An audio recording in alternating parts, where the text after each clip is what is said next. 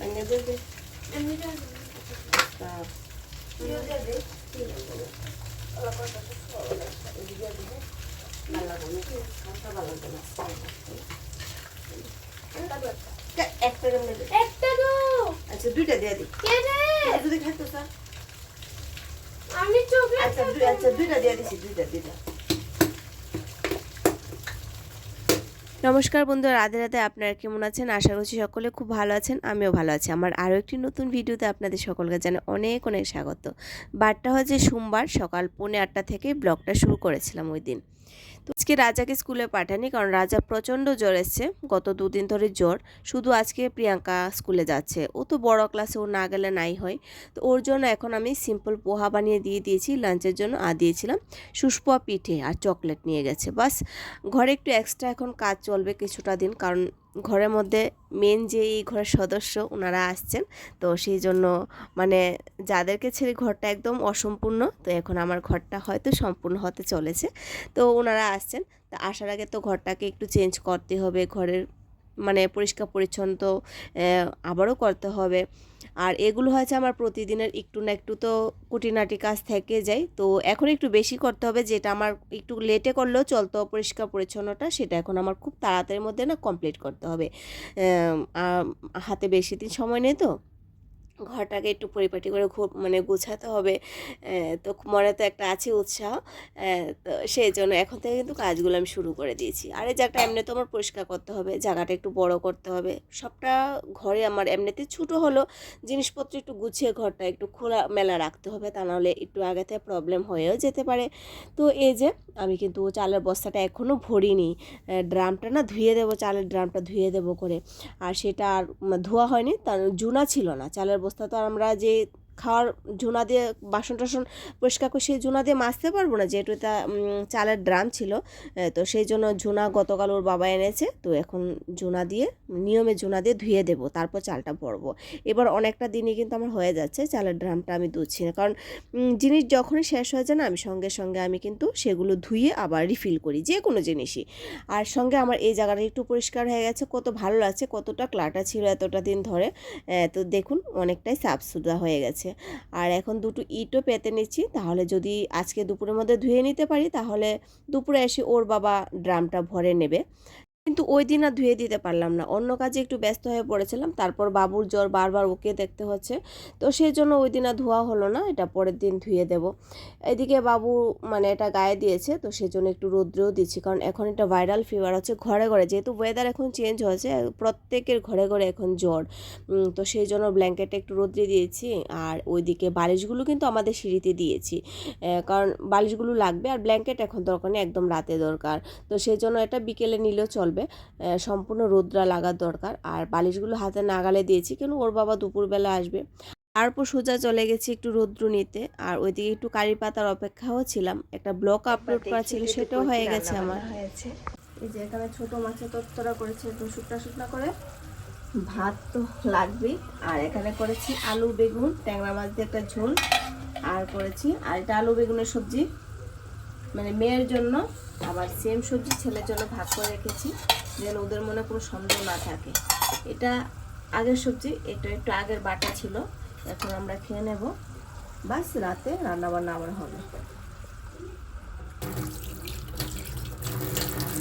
আপনাদের সঙ্গে আমার দেখা হচ্ছে সেই সন্ধ্যার সময়, সন্ধ্যাও ফুরিয়ে গেছে। তো এখন ভাবলাম বিকেলে যে কাজগুলো আছে সেইগুলো কমপ্লিট করে নিই, কারণ আজকে অনেকটা বেলা হয়ে গেছে আমার কাজগুলো কমপ্লিট করতে করতে।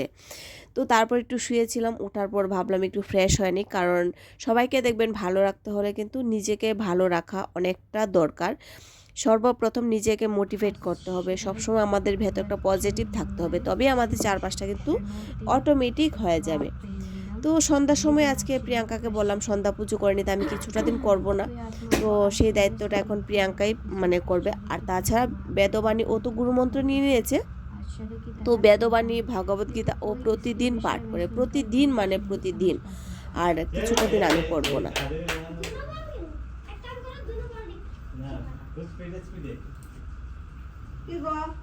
এক বিছানা কাপড় ফোল্ড করে রেখেছি, তো সেগুলো পরে করব। এখন এই যে যাচ্ছি রান্না করে, এই কিন্তু আমার শুরু হয়ে যাচ্ছে একদম রাত 11টা 12টা পর্যন্ত কাজ। মাঝখান দিয়ে বাবা ছেলের মস্তিত্ব একটু না দেখালে আপনাদেরকে নাই হয়, সেটা আমি একটু দেখাচ্ছি যে এতটুকু ঘরের মধ্যে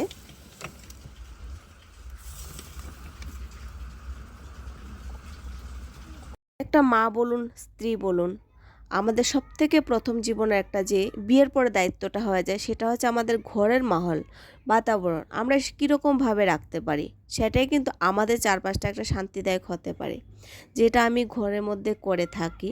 আর আমার কিন্তু বাইরে যাওয়ার মোটেই একদমই অভ্যাস নেই, আর আমি পছন্দ করি না। জীবনে প্রচুর ঘুরেছি, বাইরে গিয়েছি, এখন সে থেকে আমি অনেকটাই বিরত, আর একটা বিরক্ত ভাবও চলে এসেছে। কারণ বাইরে তো আমাদের যাওয়া দরকার, কিন্তু অবশ্যই সেটা আমাদের কাজের জন্য হোক, যেন আমরা সময় একটা মিনিট আমাদের জীবন থেকে নষ্ট না হয়।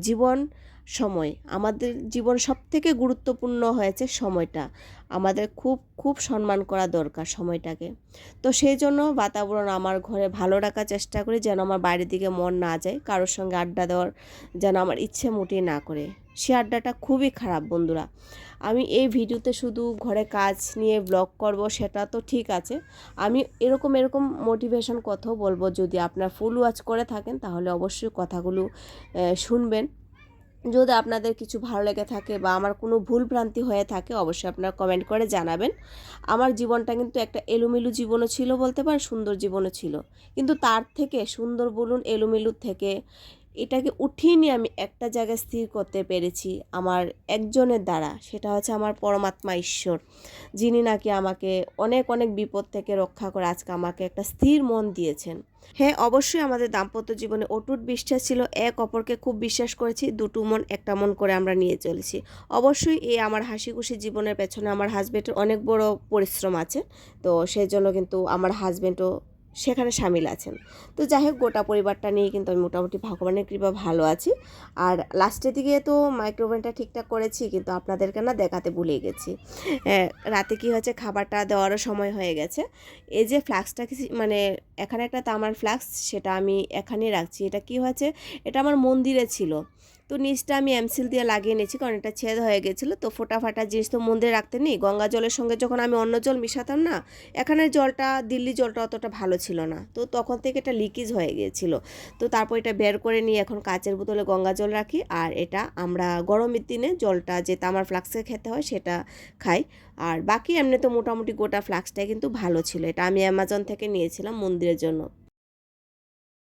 আপনারা কেমন ভিডিও দেখতে চান বা কেমন ভিডিও বানালে ভালো হবে, আপনাদের কাছে ভালো লাগবে, সেটা আপনারা যদি বলেন তাহলে আমি ভীষণ খুশি হব।